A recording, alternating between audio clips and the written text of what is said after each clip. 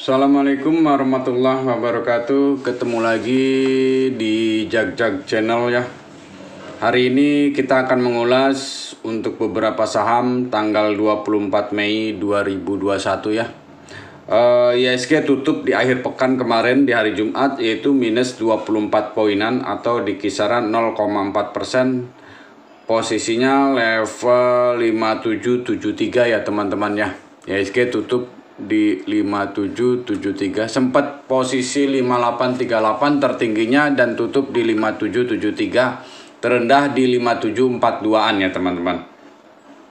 Kalau melihat untuk hari ini IHSG masih dalam tren turun gitu kan, dan melihat kondisinya juga harga komoditi turun, jadi kemungkinan hari ini pun ada kemungkinan masih turun lagi gitu kan. IHSG masih ada di posisi support terdekat yaitu di 5735, tahanannya 5735 di situ, dan posisi support kuatnya di antara di MA 200-nya yaitu 5718 ya teman-teman, di yang warna kuning ini 5718 MA 200-nya ya. Resistnya mungkin di kisaran 5799 MA 5 ya, MA 5-nya di situ untuk IHSG. Posisi kita melihat dari harga-harga komoditi sih hari ini emasnya naik tipis 7,2 atau 0,3% di posisi 1883 ya.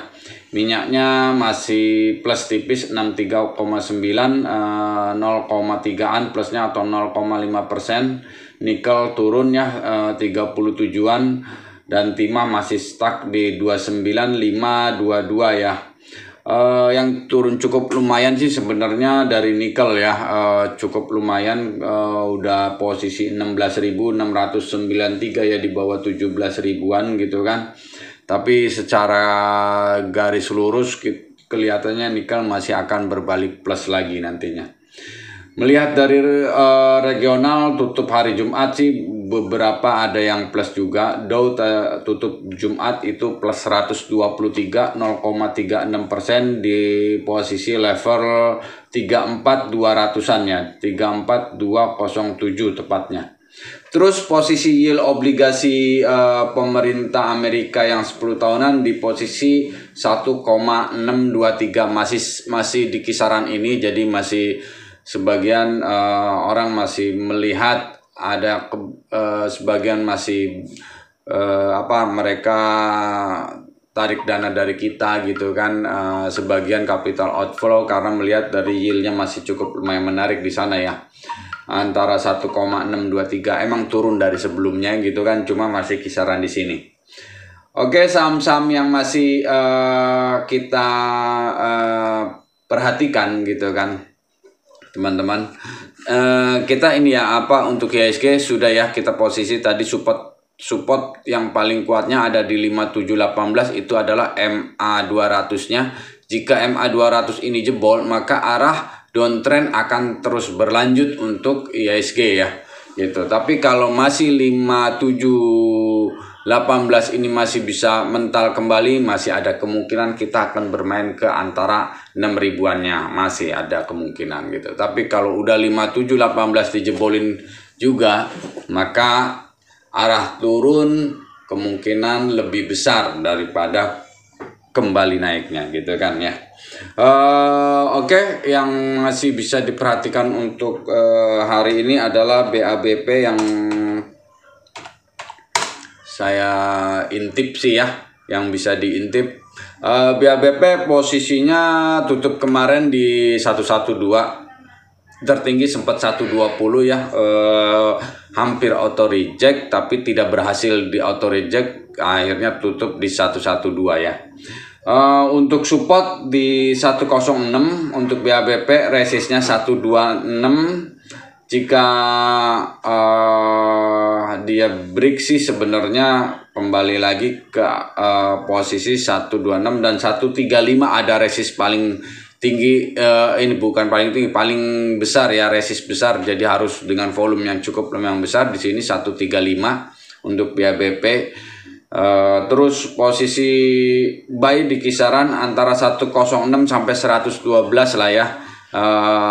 Jika mau coba spekulasi buy antara 106 sampai 112 untuk BABP, tapi jika jebol 105 maka stop lossnya di situ 105 ya. Gitu.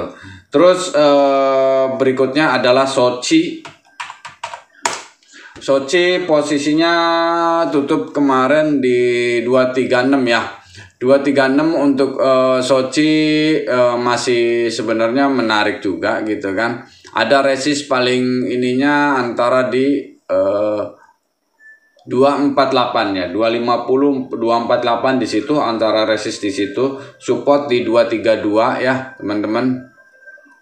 Di sini 232-an. Nah, spekulasi buy sih antara 230 sampai 234, tapi stop lossnya di 228 ya. Jadi kalau dia jebol ke bawah 228 lebih baik keluar dulu gitu kan. Resist masih di antara 248 250. Jadi ada range antara, misalnya kita beli antara 230 sampai 234 ya, lumayan lah, kurang lebihnya antara 10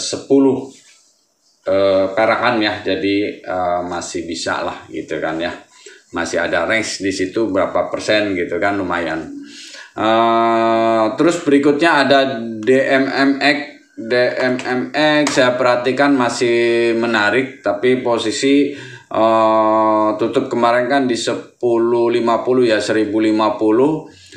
Saya lihat di sini ada support kan di 1000 kemarin, cukup lumayan kuat ya, sempat turun sampai 9, pokoknya 930, supportnya langsung berbalik lagi ya. Bagus kemarin sih kalau melihat secara teknikalnya. Nah, untuk hari ini mungkin support di 1000, resistnya 1100-an ya. Jadi buy di kisaran 1000 sampai 1030 ya teman-teman. Antara di situ paling kita melihat gitu kan. Buy-nya antara 1000 sampai 1030, stop loss-nya jika dijebolin antara 990 ya kita keluar dulu gitu kan. Jika 990 dijebolin kembali, arahnya 930 lagi atau 950 minimalnya gitu kan di situ. Oke, berikutnya ada SMDR.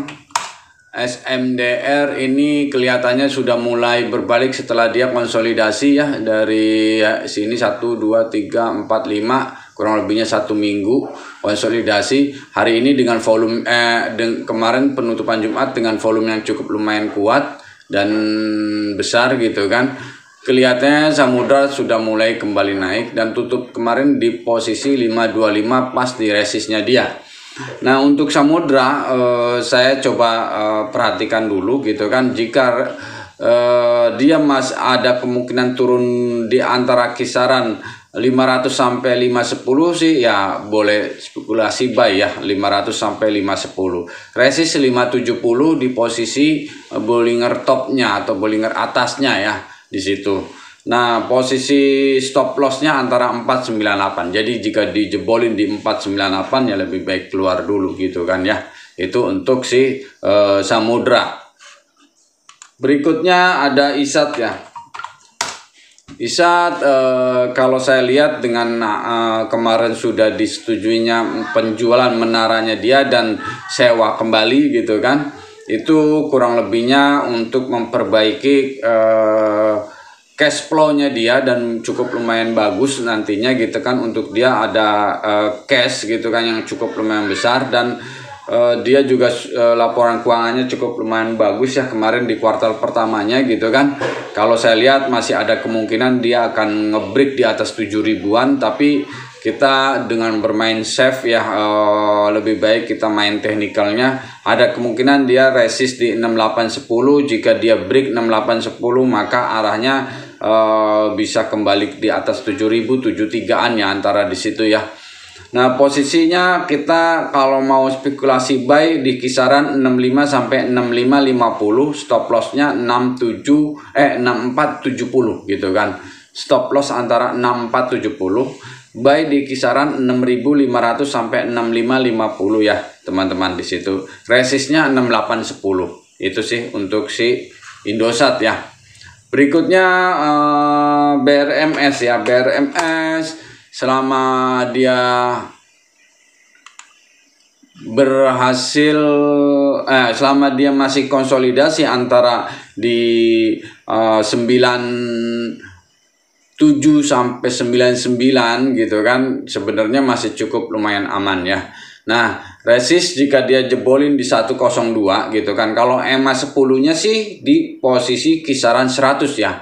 Tapi lebih baik kita coba perhatikan dulu, kalau 102 bisa break gitu kan, maka arah kembali ke 113, 114 ada kemungkinan besar gitu kan.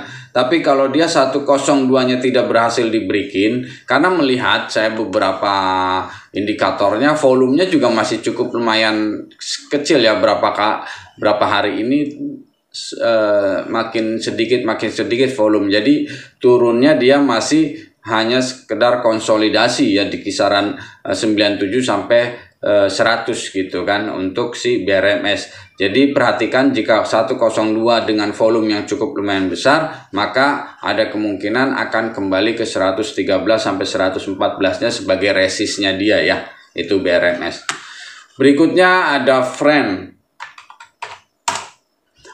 juga dengan kemarin tutup di posisi 83 gitu kan. Friend itu mengindikasikan Friend masih belum kuat untuk ngebreak di atas 85-nya gitu kan. Walaupun sempat menyentuh 85, tapi tutupnya malah turun di bawah penutupan sebelumnya, hari sebelumnya ya, yaitu di 83. Nah, untuk Friend sendiri saya melihat gitu kan, masih tahap konsolidasi antara 81 sampai 85, konsolidasinya antara situ 81 sampai 85 ya.